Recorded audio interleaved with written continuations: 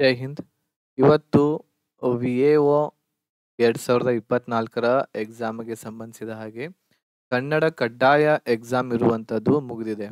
ಇವತ್ತು ನಾವು ಈ ಒಂದು ವಿಡಿಯೋದಲ್ಲಿ ಕನ್ನಡ ಕಡ್ಡಾಯ ಎಕ್ಸಾಮ್ ಏನಿದೆಯಲ್ಲ, ಅದರ ಎ ಸೀರೀಸ್‌ದಲ್ಲಿ ಇರುವಂತಹ ಏನು ಕ್ವೆಶ್ಚನ್ಸ್‌ಗಳಿದಾವೆ, ಅವುಗಳ ಕೀ ಆನ್ಸರ್ಸ್‌ಗಳನ್ನು ನಾವು ಈ ಒಂದು ವಿಡಿಯೋದಲ್ಲಿ ಡಿಸ್ಕಷನ್ ಮಾಡಲಿಕ್ಕೆ ಹೋಗ್ತಾ ಇದ್ದೇವೆ. ಸೊ ಈ ಕೀ ಆನ್ಸರ್ಸ್‌ಗಳು 99% ಇರುವಂಥದ್ದು ಕರೆಕ್ಟಾಗಿ ಕೊಡಲಿಕ್ಕೆ ನಾನು ಟ್ರೈ ಮಾಡ್ತಾ ಇದ್ದೇನೆ. ಕೆಲವೊಂದಿಷ್ಟು ಕ್ವೆಶ್ಚನ್ಸ್‌ಗಳು ಕನ್‌ಫ್ಯೂಷನ್ ಇದಾವೆ. ಅವುಗಳಿಗೆ ಏನು ಆನ್ಸರು ಕೊಡುತ್ತೆ ಕೆ.ಇ.ಎ ನೋಡೋಣ. ಆದರೂ ಕೂಡ ನಿಮ್ಗೆ ಬೇಕಾಗಿರುವಂಥದ್ದು 150 ಮಾರ್ಕ್ಸ್‌ಗಳಲ್ಲಿ ಟೋಟಲ್ ಆಗಿ 50 ಮಾರ್ಕ್ಸ್‌ಗಳು ಬಂದಿದ್ರೆ, ನೀವು ಈ ಒಂದು ಎಕ್ಸಾಮನ್ನ ಕ್ವಾಲಿಫೈ ಮಾಡ್ತೀರಾ. ಇದು ಕ್ವಾಲಿಫೈ ಆದ ನಂತರವೇ ಮುಂದಿನ ಎಕ್ಸಾಮ್‌ಗೆ ನೀವು ಅರ್ಹರಾಗ್ತೀರಾ. ಮುಂದಿನ ಎಕ್ಸಾಮ್‌ಗೆ ಕೂಡ್ಲಿಕ್ಕೆ ಅರ್ಹರಾಗ್ತೀರಾ. ಓಕೆನಾ? ರೈಟ್, ಒಂದೊಂದಾಗಿ ನೋಡೋಣ. ಇದು ಎ ಸೀರೀಸ್‌ದಲ್ಲಿ ಇರುವಂತಹ ಕ್ವೆಶ್ಚನ್ಸ್‌ಗಳಿದಾವೆ. ಅವುಗಳನ್ನ ಒಂದೊಂದಾಗಿ ನಾವು ನೋಡ್ತಾ ಹೋಗೋಣ. ಸೊ ಫಸ್ಟ್ ಕ್ವೆಶ್ಚನ್ ಇದೆ, ಕರ್ಮಣಿ ಪ್ರಯೋಗದಲ್ಲಿ ಕ್ರಿಯಾಪದದ ಲಿಂಗವು ಯಾವುದಾಗಿರುತ್ತದೆ ಅಂತ ಹೇಳಿ ಕೇಳಲಾಗಿದೆ. ಇದಕ್ಕೆ ಸರಿಯ ಆನ್ಸರ್ ಲಿಂಗ ನಿರ್ಬಂಧ ಇಲ್ಲ ಅಂತ ಹೇಳಿ ಇದೆ. ಮುಂದಿನ ಪದಗಳಲ್ಲಿ ಗುಂಪಿಗೆ ಸೇರದಿರುವುದನ್ನು ಗುರುತಿಸಿ. ನೀಡಿ, ನಡೆಯಲಿ, ಬನ್ನಿ, ಮಾಡಿರಿ ಅಂತ ಹೇಳಿದೆ. ಇದಕ್ಕೆ ಸರಿಯ ಆನ್ಸರ್ ಆಪ್ಷನ್ ನಂಬರ್ 1 ಆಗುತ್ತೆ, ಮಾಡಿರಿ. ಆನೆಗೆ, ಮೂರನೇ ಪ್ರಶ್ನೆ ನೋಡ್ರಿ. ಆನೆಗೆ ಗಜ, ಕರಿ ಸಮನಾರ್ಥಕ ಪದಗಳಾದರೆ ಸರ್ಪಕ್ಕೆ ಇರುವ ಸಮನಾರ್ಥಕ ಪದಗಳು ಯಾವುದು ಅಂತ ಹೇಳಿ. ಇದಕ್ಕೆ ಸರಿಯ ಆನ್ಸರ್ ಆಪ್ಷನ್ ನಂಬರ್ 1 ನಿಶೆ, ವಿಷ ಅಂತ ಹೇಳಿ ಇದಕ್ಕೆ ಸರಿಯ ಆನ್ಸರ್ ಇಲ್ಲಿ ಆಗ್ತಾ ಇದೆ. ನಾಲ್ಕನೇ ಪ್ರಶ್ನೆ ನೋಡೋಣ. ಈ ಮುಂದಿನ ಹೇಳಿಕೆಗಳನ್ನು ಗಮನಿಸಿ ಅಂತ ಇದೆ. ಸಂಸ್ಕೃತದಿಂದ ವಿಕಾರ ಹೊಂದದೆ ಕನ್ನಡದಲ್ಲಿ ಬಳಸುವ ಶಬ್ದಗಳು ತತ್ಸಮಗಳು ಅಂತ ಇದೆ. ಸಂಸ್ಕೃತದಿಂದ ನಿಷ್ಪನ್ನವಾದ ಪದಗಳನ್ನು ತದ್ಭವಗಳು ಎನ್ನುತ್ತೇವೆ. ನೆಕ್ಸ್ಟ್ ಮೂರನೇ ಆಪ್ಷನ್, ಅಲ್ಪ ಸ್ವಲ್ಪ ವ್ಯತ್ಯಾಸದಿಂದ ಕನ್ನಡಕ್ಕೆ ಬಂದ ಶಬ್ದಗಳನ್ನು ಕೇಶಿರಾಜನು ಸಮಸಂಸ್ಕೃತ ಎಂದಿದ್ದಾನೆ.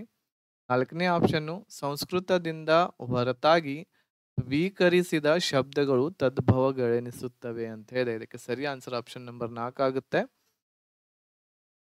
ಸಾರಿ, ಇಲ್ಲಿದೆ ಆಪ್ಷನ್ ನಂಬರ್ 4. ರೈಟ್, ಕರೆಕ್ಟ್ ಇದೆ. ಆಪ್ಷನ್ ನಂಬರ್ 4 ಇದಕ್ಕೆ ನಾಲ್ಕನೇದ್ದು ಮಾತ್ರ.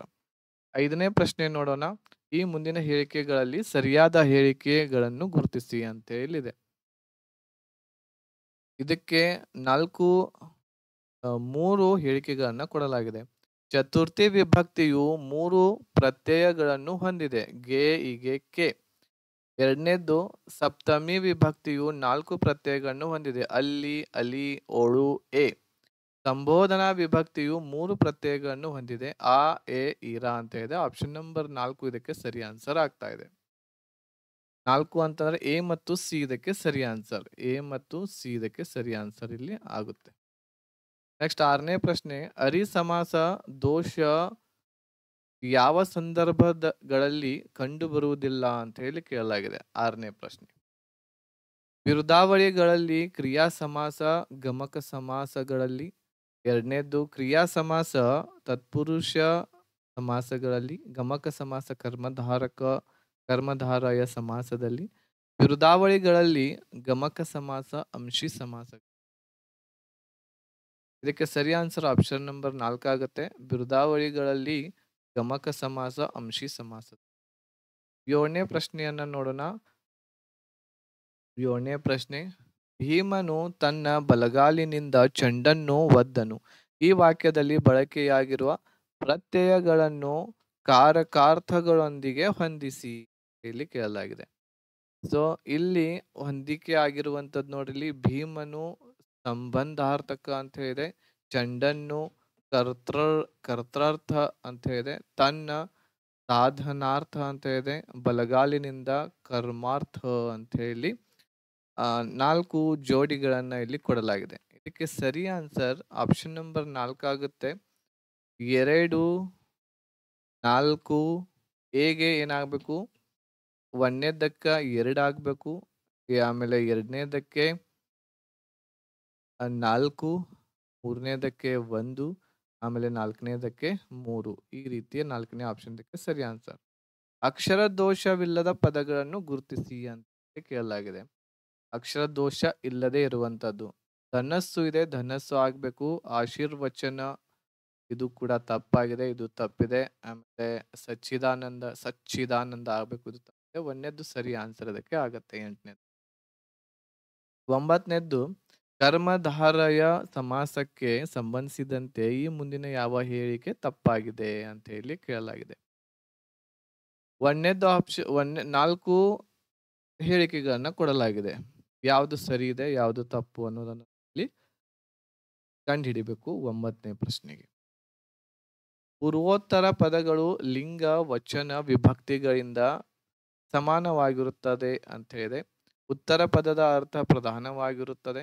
ಪೂರ್ವೋತ್ತರ ಪದಗಳು ಉಪಮಾನೋಪಮೇಯ ಸಂಬಂಧಗಳಿಂದ ಕೂಡಿರುತ್ತದೆ. ನೆಕ್ಸ್ಟ್ 4ನೇದು ಅವಧಾರಣಾರ್ಪೂರ್ವ ಕರ್ಮಧಾರಯ ಸಮಾಸ ಎಂಬ ಒಳಭೇದವಿದೆ ಅಂತ. ಇದರಲ್ಲಿ 1ನೇದ್ದು ಮತ್ತು 4ನೇದ್ದು ಸರಿ ಇದೆ. ಆಪ್ಷನ್ ನಂಬರ್ 1 ಇದಕ್ಕೆ ಸರಿ ಆನ್ಸರ್. 1ನೇದ್ದು ಮತ್ತು 4ನೇದ್ದು ಸರಿ ಇದಕ್ಕೆ ಆನ್ಸರ್.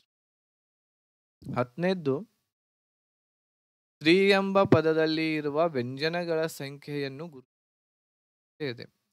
ಸ್ತ್ರೀ ಎಂಬ ಶಬ್ದದಲ್ಲಿ ಇರುವ ವ್ಯಂಜನಗಳ ಸಂಖ್ಯೆ. ವ್ಯಂಜನಾಕ್ಷರಗಳು ಇದರಲ್ಲಿ ಎಷ್ಟು ಬರ್ತಾ ಇದಾವೆ? ವ್ಯಂಜನಾಕ್ಷರಗಳು 3 ಬರ್ತಾ ಇದಾವೆ.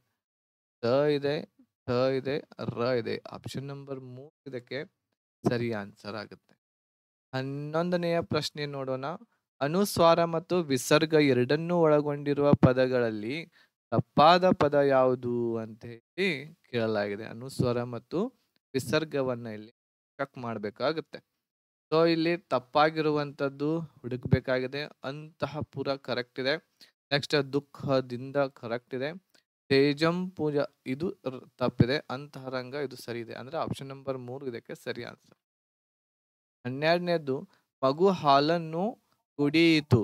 ಈ ವಾಕ್ಯದಲ್ಲಿ ಗೆರೆ ಎಳೆದಿರುವ ಪದದ ಧಾತುವಿಗೆ ಸೇರಿದ ಅಖ್ಯಾತ ಪ್ರತ್ಯಯ ಯಾವುದು ಅಂತ ಹೇಳಿ ಕೇಳಲಾಗಿದೆ. ಅಖ್ಯಾತ ಪ್ರತ್ಯಯ ಆಪ್ಷನ್ ನಂಬರ್ 1 ಇದಕ್ಕೆ ಸರಿ ಆನ್ಸರ್. ಕುಡಿ. 13ನೇದು ಆದಿತ್ಯೋದಯಂ ಪದವನ್ನು ಬಿಡಿಸಿ ಬರೆದಾಗ ಮುಂದಿನ ಯಾವ ರೂಪವು ಸರಿ ಎಂಬುದನ್ನು ಗುರುತಿಸಿ ಅಂತ ಇದೆ. ಆಪ್ಷನ್ ನಂಬರ್ 2 ಸರಿ ಆನ್ಸರ್ ಆಗುತ್ತೆ. ಇದಕ್ಕೆ ಆದಿತ್ಯ ಪ್ಲಸ್ ಉದಯಂ. 14ನೇ ಪ್ರಶ್ನೆ ಸರಿಯಾದ ಜೋಡಿಯನ್ನು ಗುರುತಿಸಿ ಅಂತ ಹೇಳಿದೆ. 14ನೇ ಪ್ರಶ್ನೆಗೆ ಆಪ್ಷನ್ ನಂಬರ್ 3 ಸರಿ ಆನ್ಸರ್ ಆಗುತ್ತೆ. ಎ ಮತ್ತು ಸಿ ಇರ್ತಕ್ಕಂಥದ್ದು ಸರಿ ಇದಾವೆ.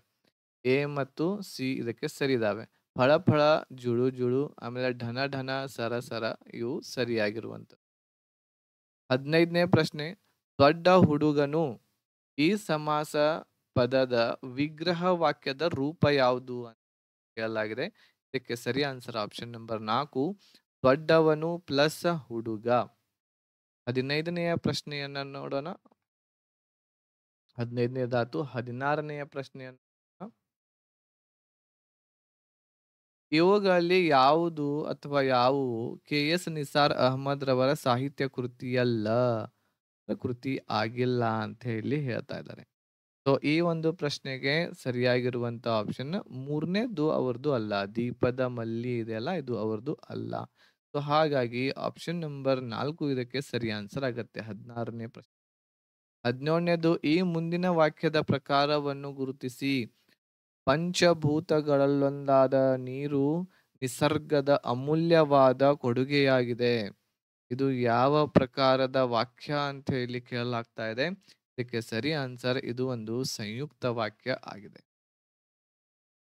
18ನೆಯ ಪ್ರಶ್ನೆ ಈ ಕೆಳಗಿನ ಪದಗಳ ಗುಂಪುಗಳಲ್ಲಿ ಗುಂಪಿಗೆ ಸೇರದ ಪದಗಳ ಗುಂಪು ಯಾವುದು ಅಂತ ಹೇಳಿ 18ನೇ ಪ್ರಶ್ನೆಯನ್ನ ಕೇಳ್ತಾ ಇದ್ದಾರೆ. ಆಪ್ಷನ್ ನಂಬರ್ 4 ಅಜ್ಜ, ಅಕ್ಕಿ, ತಿಳಿ, ನಿದ್ದೆ ಇದು ಸರಿ ಆನ್ಸರ್.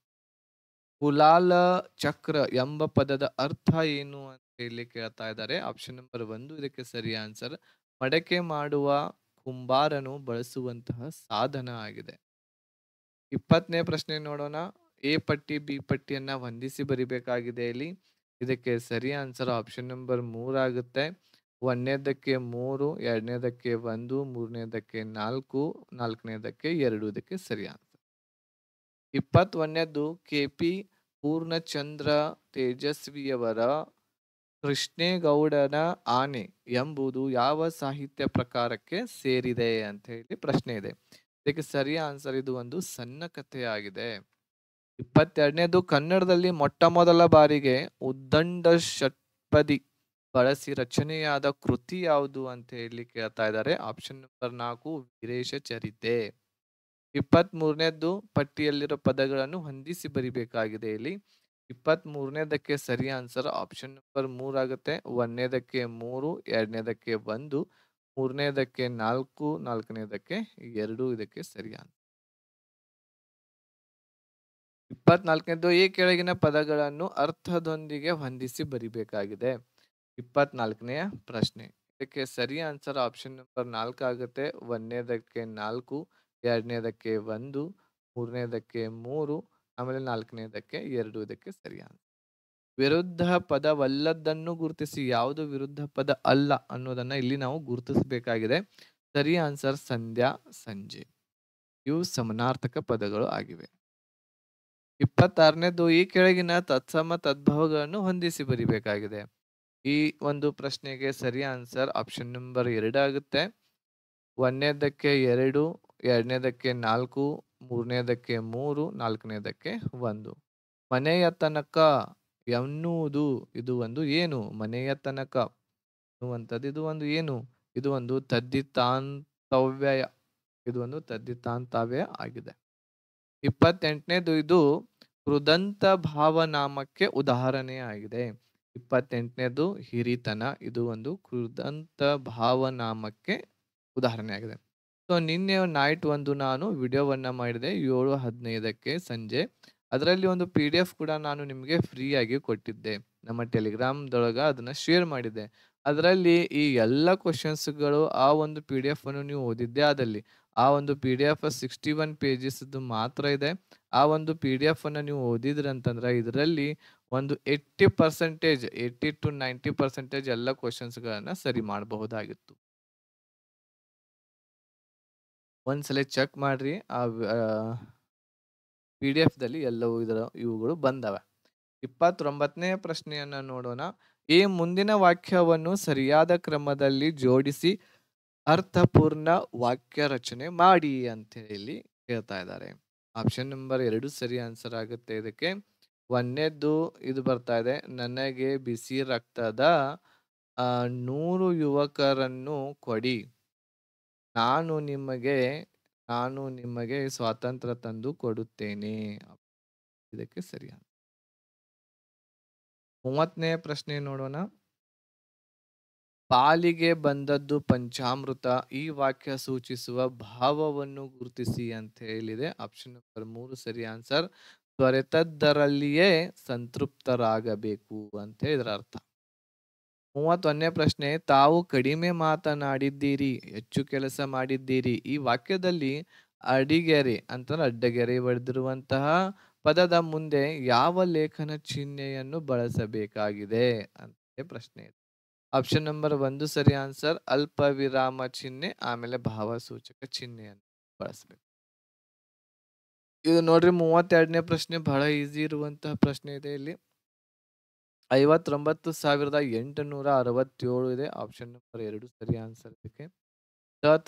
ಧನ ಈ ಅಕ್ಷರಗಳ ಸಾಲಿಗೆ ಹೊಂದಿಕೆಯಾಗುವ ಅಕ್ಷರ ಅಥವಾ ಅಕ್ಷರಗಳನ್ನು ಗುರುತಿಸಿ ಅಂತ ಇದೆ. ಇದು ಯಾವ್ದು ಹೊಂದುತ್ತೈತಿ ಇದು ಒಂದು ಇದು ಒಂದು ನಿಮ್ಗೂ ಗೊತ್ತಿತ್ತಂದ್ರೆ ಇದಕ್ಕೆ ಆನ್ಸರು ಕಮೆಂಟ್ ಮಾಡ್ರಿ. 34ನೇ ಪ್ರಶ್ನೆ. ಈ ಮುಂದಿನ ವಾಕ್ಯದಲ್ಲಿ ಸರಿಯಾದ ಲೇಖನ ಚಿಹ್ನೆಗಳು ಬಳಕೆಯಾಗಿರುವುದನ್ನು ಗುರುತಿಸಿ. ಸರಿ ಆನ್ಸರ್ ಇದಕ್ಕೆ ಆಪ್ಷನ್ ನಂಬರ್ 2 ಆಗುತ್ತೆ. ಸಂದರ್ಶನದಲ್ಲಿ ಅಧಿಕಾರಿಗಳು ನನಗೆ ಓದು ಬರೆಯುವುದಲ್ಲದೆ ಬೇರೆ ಯಾವ ಹಾಬಿ ಇದೆ ಎಂದಾಗ ಸೈಕಲ್ ಸವಾರಿ ಎಂದವಳು ಅಲ್ಲಿದ್ದ ಸೈಕಲ್ ಅನ್ನು ಏರಿ ಒಂದು ಸುತ್ತು ಬಂದಳು. ನೆಕ್ಸ್ಟ್ ಪ್ರಶ್ನೆ 35ನೇದಿದೆ. 35ನೇ ಪ್ರಶ್ನೆ ಏನಿದೆ ನೋಡ್ರಿ, ಇವುಗಳನ್ನ ಸರಿಯಾಗಿ ಹೊಂದಿಸ್ಬೇಕು. ಸರಿ ಆನ್ಸರ್ ಆಪ್ಷನ್ ಆಗುತ್ತೆ. ಪಿ ಇರ್ತಕ್ಕಂಥದ್ದು ಒಂದನೇದ್ದಾಗಬೇಕಿದು. ನೆಕ್ಸ್ಟ್ ಕ್ಯೂ ಇರ್ತಕ್ಕಂಥದ್ದು ಎರಡನೇದ್ದು. ಆಮೇಲೆ ಇದು ಟಿ ಮೂರನೇದ್ದು. ನೆಕ್ಸ್ಟ್ ಆರ್ ಇರ್ತಕ್ಕಂಥದ್ದು ನಾಲ್ಕನೇದ್ದು. ಎಸ್ ಇರ್ತಕ್ಕಂಥದ್ದು ಐದನೇದ್ದು. ವಿ ಇರ್ತಕ್ಕಂಥದ್ದು ಆರನೇದ್ದು. ಯು ಇರ್ತಕ್ಕಂಥದ್ದು ಏಳನೇದ್ದು. ಪದ ಮತ್ತು ಅರ್ಥಗಳನ್ನು ಹೊಂದಿಸಿ ಬರಿಬೇಕಾಗಿದೆ ಇಲ್ಲಿ. 6ನೇ ಪ್ರಶ್ನೆಗೆ ಸರಿ ಆನ್ಸರ್ ಆಪ್ಷನ್ ನಂಬರ್ 4 ಆಗುತ್ತೆ. ಒಂದನೇದಕ್ಕೆ 2 ಸೇರಿಸಬೇಕು, ಎರಡನೇದಕ್ಕೆ 3, ಮೂರನೇದಕ್ಕೆ 1, ನಾಲ್ಕನೇದಕ್ಕೆ 4 ಇದಕ್ಕೆ ಸರಿ ಆನ್ಸರ್. 37ನೇ ಪ್ರಶ್ನೆ ನೋಡೋಣ. ಹೊಂದಿಸಿ ಬರೆಯಿದಾವಿಲ್ಲಿ. ಅನ್ವರ್ಥನಾಮ 37ನೇ ಪ್ರಶ್ನೆಗೆ ಸರಿ ಆನ್ಸರ್ ಯಾವ್ದಾಗುತ್ತೆ ಅಂತಂದ್ರೆ option number 3.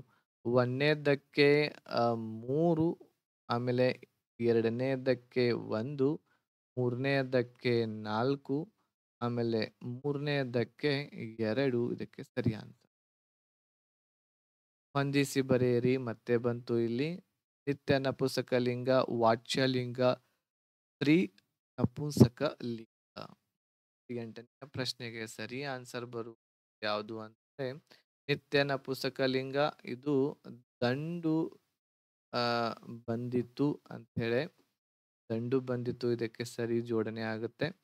Option number B ಇದಕ್ಕೆ ಸರಿ ಆನ್ಸರ್ ಇಲ್ಲಿ ನಾವು ನೋಡ್ತಾ ಇದ್ದೇವೆ. 38ನೇ ವಾಚ್ಯ ಇರ್ತಕ್ಕಂಥದ್ದು, ವಾಚ್ಯ ಇದಕ್ಕೆ 4ನೇದು ಬರಬೇಕು. ಆಮೇಲೆ 3ನೇದಕ್ಕೆ 1, 4ನೇದಕ್ಕೆ 3 ಇದಕ್ಕೆ ಸರಿ. 39ನೇ ಪ್ರಶ್ನೆ ಹೇಳಿಕೆಗಳನ್ನ ಗಮನಿಸು. ಗಳು ಪ್ರತ್ಯಯವು ಪುಲ್ಲಿಂಗ, ಸ್ತ್ರೀಲಿಂಗ, ನಪುಂಸಕಲಿಂಗಗಳಲ್ಲಿ ಕೆಲವು ಕಡೆ ಬರುತ್ತದೆ ಅಂತೇಳಿ ಒಂದು ಹೇಳಿಕೆ ಇದೆ. ಇನ್ನೊಂದು ಹೇಳಿಕೆ ಏನಿದೆ, ಅರುಗಳು ಪ್ರತ್ಯಯಗಳು ಸ್ತ್ರೀಲಿಂಗದ ಬಹುವಚನ ರೂಪದಲ್ಲಿ ಬರ್ತಾ ಇದ್ದಾವೆ. ಸೊ ಇದಕ್ಕೆ ಸರಿ ಆನ್ಸರ್ 30ಕ್ಕೆ ಆಪ್ಷನ್ ನಂಬರ್ 4. ಹೇಳಿಕೆ 1 ಮತ್ತು ಹೇಳಿಕೆ 2 ಏನಿದಾವೆ ಇಲ್ಲಿ ಸರಿ ಇದಾವೆ. ಸಕಲೈಶ್ವರ್ಯ ಇದು ಯಾವ ಸಂಧಿಗೆ ಉದಾಹರಣೆ ಆಗಿದೆ ಅಂತ ಇದೆ ಆಪ್ಷನ್ ನಂಬರ್. ಇದು ಒಂದು ವೃದ್ಧಿ ಸಂಧಿ ಆಗಿದೆ. 41ನೇ ಪ್ರಶ್ನೆ ಈ ಕೆಳಗಿನವುಗಳಲ್ಲಿ ಅನ್ಯ ಪುರುಷವಾಚಕ ಪ್ರತ್ಯಯ ಅಲ್ಲದಿರುವ ಪದ ಯಾವುದು ಅಂತ ಕೇಳಲಾಗಿದೆ. ಇದು ನೀನು, ಆಪ್ಷನ್ ನಂಬರ್ 4. 42ನೇ ಪ್ರಶ್ನೆ ಮುಂದಿನವುಗಳಲ್ಲಿ ಯಾವುದು ಸಂಭಾವನಾರ್ಥಕ ಕ್ರಿಯಾಪದ ಆಗಿದೆ. Option number 4 ಬಂದಾನು. ಆಪದ್ಧರ್ಮ ಇದನ್ನು ಬಿಡಿಸಿ ಬರೆಯಿರಿ ಅಂತ ಇದಕ್ಕೆ ಆಪ್ಷನ್ ನಂಬರ್. ಆಪತ್ ಪ್ಲಸ್ ಧರ್ಮ. ಪಯಶಯನ ಪದವನ್ನು ಬಿಡಿಸಿ ಬರೆದಾಗ ಏನಾಗುತ್ತೆ? ಪಯಸ್ ಪ್ಲಸ್ ಶಯನ. ಉಡಾಯಿಸು ಪದವು ಧಾತುವಿನ ಯಾವ ರೂಪವಾಗಿದೆ? ಉಡಾಯಿಸು ಇದಕ್ಕೆ ಆನ್ಸರ್ ಸಾಧಿತ ಧಾತು ಆಪ್ಷನ್ ನಂಬರ್ 1. ಮೊದಲೆರಡು ಪದಗಳಿಗೆ ಸಂಬಂಧವಿರುವಂತೆ ಮೂರನೇ ಪದಕ್ಕೆ ಸಂಬಂಧಿಸಿದ ರೂಪವನ್ನು ಬರೆಯಿರಿ. ವಿಘಟಿಕ ವಿ ಗಳಿಗೆ ಉದ್ಘೋಷಣೆ ಅಂತ ಹೇಳಿದೆ. ಇದಕ್ಕೆ ಸರಿ ಆನ್ಸರ್ ಆಪ್ಷನ್ ನಂಬರ್ 3 ಉಜ್ಜವಣೆ. 47ನೇದು ನೋಡ್ರಿ ಇಲ್ಲಿ. ಸಾಬೂನು, ಪಾದ್ರಿ, ಮೇಜು ಈ ಪದಗಳು ಯಾವ ಭಾಷೆಯಿಂದ ಬಂದು ಕನ್ನಡದಲ್ಲಿ ಬಳಕೆಯಲ್ಲಿವೆ ಗುರುತಿಸಿ. ಸರಿ ಆನ್ಸರ್ ಆಪ್ಷನ್ ನಂಬರ್ 3 ಪೋರ್ಚುಗೀಸ್ ಶಬ್ದಗಳು. 48ನೇ ಪ್ರಶ್ನೆ ರಾಮನು ಹಳೆಯ ಮನೆಯಲ್ಲಿ ವಾಸಿಸುತ್ತಾನೆ. ಅಡ್ಡಗೆರೆ ಎಳೆದ ಪದವು ಯಾವ ವಿಧದ ನಾಮಪದ? ಹಳೆಯ ಅನ್ನುವಂಥದ್ದು. 48ನೇದು ಇದು ಒಂದು ಗುಣವಾಚಕ ಆಗಿದೆ. ಹೇಳಿಕೆ ಮತ್ತು ಸಮರ್ಥನೆಗಳಿದಾವೆ. ಅಚ್ಚಗನ್ನಡದಲ್ಲಿ ವಿಸರ್ಗವಿರುವ ಪದಗಳಿಲ್ಲ ಅಂತ ಹೇಳಿದೆ ಒಂದು ಹೇಳಿಕೆ. ಅದಕ್ಕೆ ಸಮರ್ಥನೆ ಬೇರೆ ಭಾಷೆಗಳಿಂದ ಅಂದ್ರೆ ಅನ್ಯ ದೇಶ ಸ್ವೀಕರಿಸಿದ ಪದಗಳಲ್ಲಿ ವಿಸರ್ಗದ ಬಳಕೆ ಇದೆ.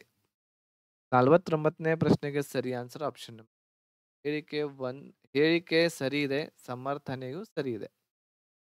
50ನೇ ಪ್ರಶ್ನೆ ಮಾರಿಗೌತಣವಾಯ್ತು ನಾಳಿನ ಭಾರತವು ಈ ವಾಕ್ಯದಲ್ಲಿರುವ ಅಲಂಕಾರ ಯಾವುದು ಅಂತ ಆಪ್ಷನ್ ನಂಬರ್ 3 ಉತ್ಪ್ರೇಕ್ಷ ಅಲಂಕಾರ ಇದು.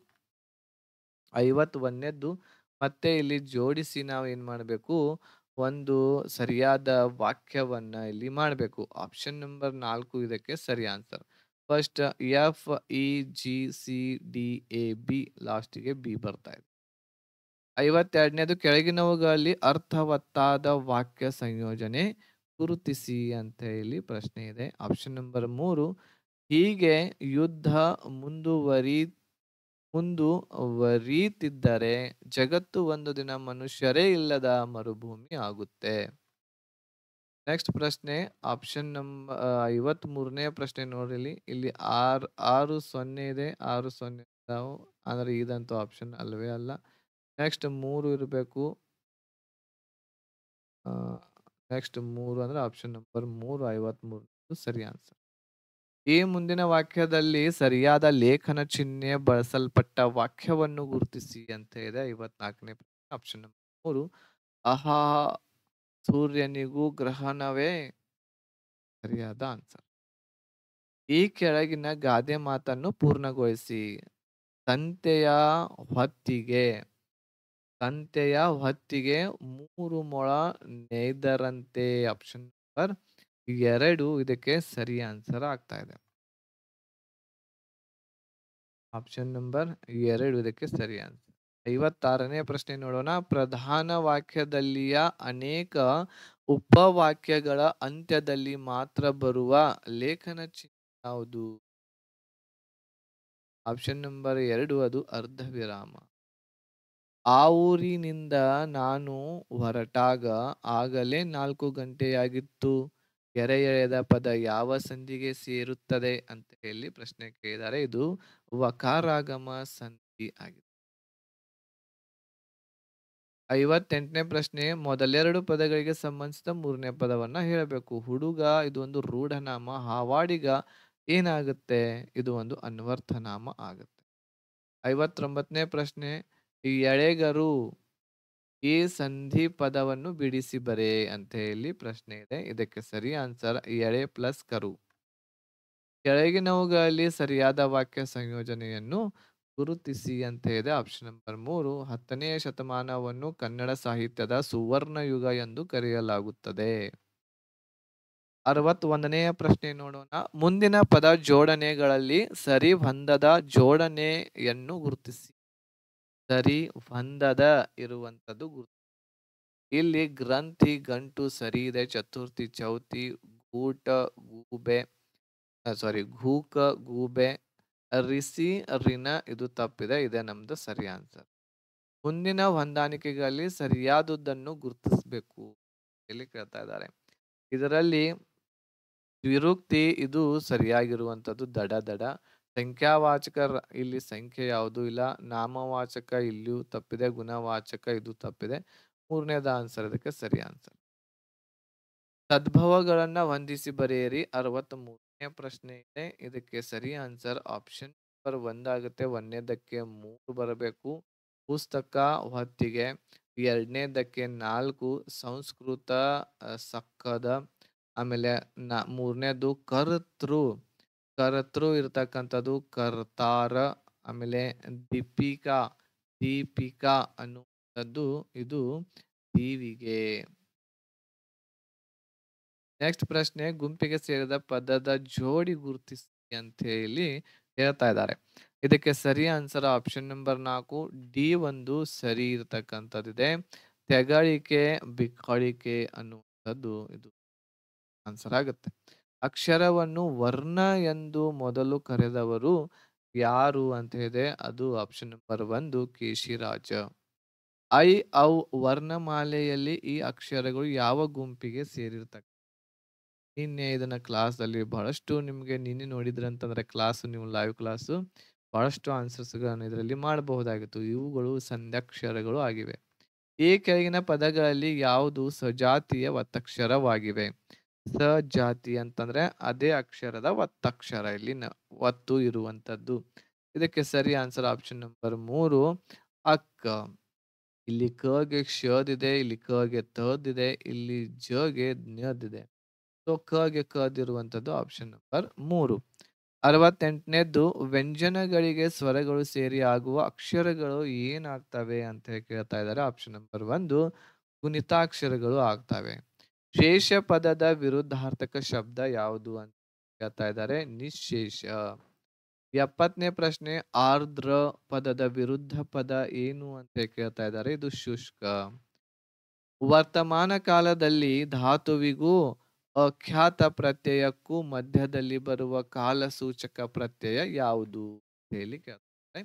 ಇದಕ್ಕೆ ಸರಿ ಆನ್ಸರ್ ಆಪ್ಷನ್ ನಂಬರ್ 1 ಉತ್ತ. ಈ ಮೇಜಿನ ಮೇಲುಭಾಗ ಕನ್ನಡಿಯಂತೆ ಥಳಥಳಿಸುತ್ತದೆ. ಗೆರೆ ಎಳೆದ ಪದ ಯಾವ ಕಾಲವನ್ನು ಸೂಚಿಸ್ತಾ ಇದೆ? 72ನೇ ಪ್ರಶ್ನೆ ಆಪ್ಷನ್ ನಂಬರ್ 3 ಭವಿಷ್ಯತ್ ಕಾಲ.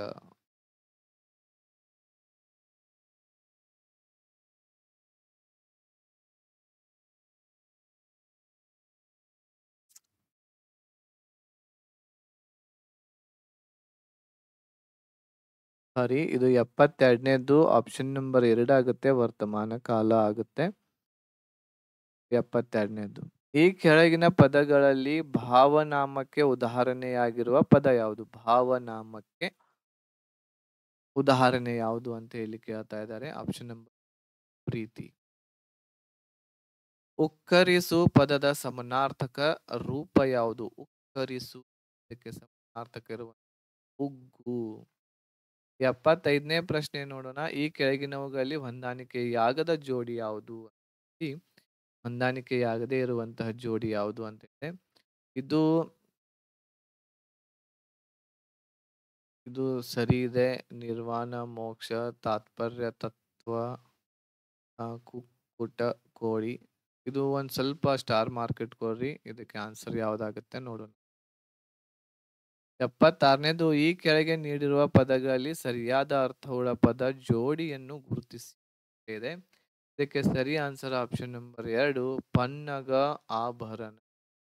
ಕನ್ನಡ ನಾಡಿನ ಭೋಜ ವಿಕ್ರಮಾದಿತ್ಯ ಎಂದು ಕರೆಸಿಕೊಂಡಿರ್ತಕ್ಕಂಥವರು ಯಾರು? ಆಪ್ಷನ್ ನಂಬರ್ 2 ಮುಮ್ಮಡಿ ಕೃಷ್ಣರಾಜ ಒಡೆಯರು. ಅಶ್ಮಾರೋಹಣ ಈ ಶಬ್ದದ ಅರ್ಥ. ಅಶ್ಮಾರೋಹಣ ಈ ಶಬ್ದದ ಅರ್ಥ ಏನು ಅಂತ ಕೇಳ್ತಾ ಇದ್ದಾರೆ? ಇದಕ್ಕೆ ಆನ್ಸರ್ 1ನೇದಾಗುತ್ತೆ. ಕಲ್ಲನ್ನೇರುವುದು. ಕಲ್ಲನ್ನೇರುವುದು. 79ನೇದು ಹೇಳಿಕೆ ಮತ್ತು ವಿವರಣೆಗಳಿದಾವೆ. ಯತಿ ಎಂದರೆ ವಿರಾಮ ಅಂತ ಇದೆ ಹೇಳಿಕೆ. ವಿವರಣೆ, ಲಯದಲ್ಲಿ ಯತಿಯು ಬಿಡುವನ್ನು ಸೂಚಿಸುವುದಿಲ್ಲ ಅಂತ ಇದೆ ಇಲ್ಲಿ. ಸೂಚಿಸುವುದಿಲ್ಲ, ಬಿಡುವನ್ನು. ಆಪ್ಷನ್ ನಂಬರ್ 4 ಹೇಳಿಕೆ ಮತ್ತು ವಿವರಣೆ ಎರಡೂ ಕೂಡ ಸರಿ ಇದಾವೆ. ನಮ್ಮ ಉಪಾಧ್ಯಾಯರು ಎಂಬುದನ್ನು ವಿಭಕ್ತಿ ಪಲ್ಲಟಗೊಳಿಸಿ ಕೊಟ್ಟಿರುವ ಆಯ್ಕೆಗಳಲ್ಲಿ ಸರಿಯಾದುದನ್ನು ಗುರುತಿಸಿ ಅಂತ ಹೇಳಿದೆ. ಆಪ್ಷನ್ ನಂಬರ್ 2 ನಾವು ಉಪಾಧ್ಯಾಯರು. 81ನೇ ಪ್ರಶ್ನೆ ನೋಡೋಣ. ಮುಂದಿನ ಯಾವ ವಚನಕಾರ ಅಂಕಿತ ನಾಮಗಳು ಸರಿಯಾಗಿವೆ? ಅಕ್ಕ ಮಹಾದೇವಿ, ಗುಹೇಶ್ವರಿ ಅಂತ ಹೇಳಿದೆ. ಸರಿಯಾಗಿರ್ತಕ್ಕಂಥವು ಯಾವುದು ಇಲ್ಲಿ ಗುರುತಿಸಬೇಕು ನಾವು? ಅಕ್ಕ ಮಹಾದೇವಿದು ಮಹೇಶ್ವರ, ಇದು ತಪ್ಪು ಇದೆ. ಬಸವಣ್ಣ ಚನ್ನಮಲ್ಲಿಕಾರ್ಜುನ, ಇದು ಕೂಡ ಇಲ್ಲಿ ತಪ್ಪು ಇದೆ. ಮಡಿವಾಳ ಮಾಚಿದೇವ, ಕಲಿ ದೇವರ ದೇವ, ಇದು ಸರಿ ಇದೆ. ಉರಿಲಿಂಗ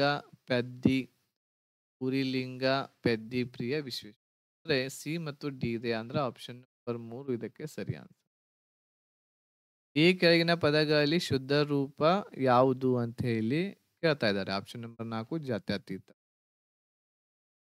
ಜಾತ್ಯತೀತ. ದಿಕ್ ಪ್ಲಸ್ ದೇಶ ಈ ಪದವನ್ನು ಕೂಡಿಸಿ ಬರೆದಾಗ ಏನಾಗುತ್ತೆ? ದಿಕ್ ಪ್ಲಸ್ ದೇಶ ಏನಾಗುತ್ತೆ? ದಿಗ್ದೇಶ ಆಗುತ್ತೆ. Option number 2. 84ನೇ ಪ್ರಶ್ನೆ, ಉದಕ, ಜಲ, ತೋಯ, ಸಲಿಲ, ಅಂಬು ಪದಗಳ ಸಮಾನಾರ್ಥಕ ಪದ ಮುಂದಿನದಲ್ಲಿ ಯಾವುದು? ಆಪ್ಷನ್ ನಂಬರ್ 3 ನೀರು. ಕನ್ನಡ ಕಾದಂಬರಿ ಪಿತಾಮಹ ಎನಿಸಿಕೊಂಡವರು ಯಾರು? Option number 1 ಗಳಗನಾಥರು. ಈ ಮುಂದಿನ ಕವಿ ಕೃತಿಗಳಲ್ಲಿ ಸರಿಯಾದ ಆಯ್ಕೆಯನ್ನು ಗುರುತಿಸಿ ಇದೆ. 86ನೇ ಪ್ರಶ್ನೆ, ಸರಿಯಾದ ಆಯ್ಕೆಯನ್ನು ಗುರ್ತ ಮಾಡಬೇಕು ಇಲ್ಲಿ. ದರಾ ಬೇಂದ್ರೆ ನಾದಲೀಲೆ ಸರಿ ಇದೆ. ಗೋಪಾಲಕೃಷ್ಣ ಅಡಿಗ ಇದು ತಪ್ಪು. ಕುವೆಂಪು ಮಾಯಾಲೋಕ ತಪ್ಪು. ಪಿ ಲಂಕೇಶ್ ದಂಡ. 1ನೇದ್ದು ಇಲ್ಲಿ 87ನೇದ್ದು ಗುಂಪಿಗೆ ಸೇರದ ಪದವನ್ನು ಆರಿಸಿ. ಕ್ಷೇತ್ರ, ಔಷಧ, ಋಷಿ, ಬೇಸಗೆ. ಬೇಸಗೆ ಯಾವುದು ಇದರಲ್ಲಿ ಗುಂಪಿಗೆ ಸೇರದ ಪದ? ಆಪ್ಷನ್ 4 ಬೇಸಗೆ. ಕಾಂತಾರ ಇದರ ಸಮಾನಾರ್ಥಕ ರೂಪಗಳು. ಕಾಂತಾರ ಮೂವಿ ಬಂತು. ಆಪ್ಷನ್ ನಂಬರ್ 1 ಅಡವಿ, ಅರಣ್ಯ, ವಿಪಿನ ಕಾಡು ಅಂತ. ಎಷ್ಟು ಎಂಬುದು ಇದು ಏನು? ಇದು ಅನ್ನುವಂಥದ್ದು ಇದು ಒಂದು ಪರಿಮಾಣವಾಚಕವಾಗಿದೆ. ಇದು ङ, ಞ, ನ, ನ, ಮ ಈ ಅಕ್ಷರಗಳು ಬರೆದಾಗ ಕೆಳಗಿನ ಸಂಧಿ ಆಗುತ್ತದೆ. ಯಾವ ಸಂಧಿ ಇದು? ಅನುನಾಸಿಕ ಅಕ್ಷರಗಳಿದಾವು. ಆಪ್ಷನ್ ನಂಬರ್ 1 ಸರಿ ಆನ್ಸರ್. ಈ ಕೆಳಗಿನ ವಾಕ್ಯದಲ್ಲಿ ಅವ್ಯಯವನ್ನು ಗುರುತಿಸಬೇಕು. ಆ ಸುದ್ದಿಯನ್ನು ಕೇಳಿ ನಾನು ಮೈಸೂರಿಗೆ ಕೂಡಲೇ ಹಿಂದಿರುಗಿದೆನು.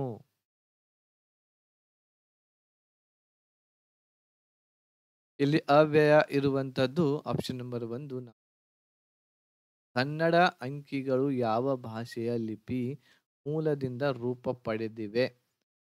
92ನೇ ಪ್ರಶ್ನೆಗೆ ಬ್ರಾಹ್ಮಿ ಲಿಪಿ. ಅಟ್ಟ ಮೇಲೆ ಒಲೆ ಉರಿಯಿತು, ಕೆಟ್ಟ ಮೇಲೆ ಬುದ್ಧಿ ಬಂತು. ಇದು ಯಾವ ಅಲಂಕಾರಕ್ಕೆ ಉದಾಹರಣೆ? ಇದು ದೃಷ್ಟಾಲಂಕಾರ, ಶಾಂತಾಲಂಕಾರ. ಪಟರಗುಟ್ಟು ಈ ನುಡಿಗಟ್ಟಿನ ಅರ್ಥ ಏನು ಅಂತ ಇದ್ದಾರೆ. ಆಪ್ಷನ್ ನಂಬರ್ ಈ ಕೆಳಗಿನ ವಾಕ್ಯದಲ್ಲಿ ಗೆರೆ ಎಳೆದಿರುವ ಪದ ಸರಿಯಾದ ರೂಪವನ್ನು ಬರೆಯಿರಿ. ಭ್ರಷ್ಟಾಚಾರವನ್ನ ಬರಿಬೇಕು. ಯಾವ ರೀತಿ ಭ್ರಷ್ಟಾಚಾರ? 1ನೇ ಆಪ್ಷನ್ ಇದಕ್ಕೆ ಸರಿಯಾದ. ಕೆಳಗಿನ ಪದ ಸರಿಯಾದ ರೂಪವನ್ನು ಗುರುತಿಸಬೇಕಾಗಿದೆ. ಇಲ್ಲಿ ಆಪ್ಷನ್ ನಂಬರ್ 3 ಪಾರಮಾರ್ಥಿಕ, ಪರಾಮಾರ್ಥಿಕ. ಈ ಮುಂದಿನವುಗಳಲ್ಲಿ ಯಾವುದು ಶಬ್ದಾಲಂಕಾರ ಅಲ್ಲ ಅಂತ ಕೇಳ್ತಾರೆ. ಇದಕ್ಕೆ ಸರಿ ಆನ್ಸರ್ 2ನೇದ್ದು ಆಪ್ಷನ್ ಲೇಷ. ಫಾರೆನ್ಸಿಕ್ ಸೈನ್ಸ್ ಪದದ ಕನ್ನಡದ ಸಂವಾದಿ ರೂಪ ಯಾವುದು? ಫಾರೆನ್ಸಿಕ್ ಸೈನ್ಸ್ ಕನ್ನಡದೊಳಗೆ ಏನಾಗುತ್ತೆ ಇದರ ಅರ್ಥ? ಆಪ್ಷನ್ ನಂಬರ್ 3 ವಿಧಿ ವಿಜ್ಞಾನ. ಏಕೈಕ ಪದವು ವೃದ್ಧಿ ಸಂಧಿಗೆ ಉದಾಹರಣೆಯಾದರೆ ಊರಲ್ಲಿ ಪದ ಯಾವ ಸಂಧಿಗೆ ಉದಾಹರಣೆಯಾಗುತ್ತೆ? ಇದು ಲೋಪ ಸಂಧಿಗೆ ಉದಾಹರಣೆ. ಕಳುವ್ಯಾರೆ ಪದದ ಗ್ರಾಂಥಿಕ ರೂಪ ಯಾವುದು ಅಂತ ಕೇಳ್ತಾರೆ. ಕಳುವ್ಯಾರೆ, ಕಳುಹಿಸಿದ್ದಾರೆ. ಇದಕ್ಕೆ ಸರಿ. ಸೊ ಇಲ್ಲಿವರೆಗೆ 100 ಕ್ವಶನ್ಸ್ಗಳನ್ನ ನಾವು ನೋಡಿದ್ವಿ. ನಿಮ್ದು ಎಷ್ಟು ಸ್ಕೋರ್ ಆಗ್ತಾ ಇದೆ ಅನ್ನೋದನ್ನ ಕಮೆಂಟ್ ಮಾಡಲಿಕ್ಕೆ ಮರಿಬೇಡ್ರಿ. ಕಮೆಂಟ್ ಮಾಡ್ರಿ. ಆಮೇಲೆ ಈ ವಿಡಿಯೋವನ್ನ ಆದಷ್ಟು ಎಲ್ಲರಿಗೂ ಕೂಡ ಶೇರ್ ಮಾಡಿ ಅಂತ ಹೇಳ್ತಾ ಟೆಲಿಗ್ರಾಮ್ದೊಳಗೆ ಜಾಯಿನ್ ಆಗ್ರಿ. ಅಲ್ಲಿ ಎಲ್ಲ ನಿಮಗೆ PDF ಇದ್ದದ್ದು ಸಿಗ್ತಾ ಇದೆ. ಮುಂದೆ ಬರುವಂಥ ಎಲ್ಲ ಕನ್ನಡ ಎಕ್ಸಾಮ್ಗಳಿಗೂ ಕೂಡ ಅದು ಯೂಸ್ಫುಲ್ ಇದೆ. ಇದರಲ್ಲಿ ನೀವು ಆ PDF ಓದಿದ್ದೇ ಆದಲ್ಲಿ 80ರಿಂದ 90 ಕ್ವಶನ್ಸ್ಗಳನ್ನು ಈಸಿಯಾಗಿ ಬಿಡಿಸಬಹುದಾಗಿದೆ. ಸೊ ಹಾಗಾಗಿ ಆ PDF ಅನ್ನ ಡೌನ್ಲೋಡ್ ಮಾಡ್ಕೊಡಿ. ಟೆಲಿಗ್ರಾಮ್ ಗ್ರೂಪ್ ಲಿಂಕ್ ಈ ಕೆಳಗೆ ವಿಡಿಯೋದ ಡಿಸ್ಕ್ರಿಪ್ಷನ್ ಬಾಕ್ಸಲ್ಲಿ ಐತಿ. ಅಲ್ಲಿ ಹೋಗಿ ನೀವು ಜಾಯಿನ್ ಆಗ್ರಿ. ಆ PDF ಡೌನ್ಲೋಡ್ ಮಾಡ್ಕೊಳ್ರಿ. ಸರಿಯಾಗಿ ಅಭ್ಯಾಸ ಮಾಡ್ರಿ. ಓಕೆ, ನಿಮ್ಮ ಆನ್ಸರು, ನಿಮ್ಮ ಕೀ ಆನ್ಸರು ನೋಡ್ಕೊಂಡ ಮೇಲೆ ಎಷ್ಟು ಸ್ಕೋರ್ ಆಗಿದೆ ಅನ್ನೋದನ್ನ ನನಗೆ ಈ ವಿಡಿಯೋದಲ್ಲಿ ಕಮೆಂಟ್ ಮಾಡ್ರಿ. ಮತ್ತು ಏನಾದರೂ ಇದರಲ್ಲಿ ಮಿಸ್ಟೇಕ್ಸ್ಗಳಿದ್ರೆ ಅದನ್ನು ಕೂಡ ಕಮೆಂಟ್ ಮಾಡಿ. ಓಕೆ, ಧನ್ಯವಾದಗಳು. ಜೈ ಹಿಂದ್.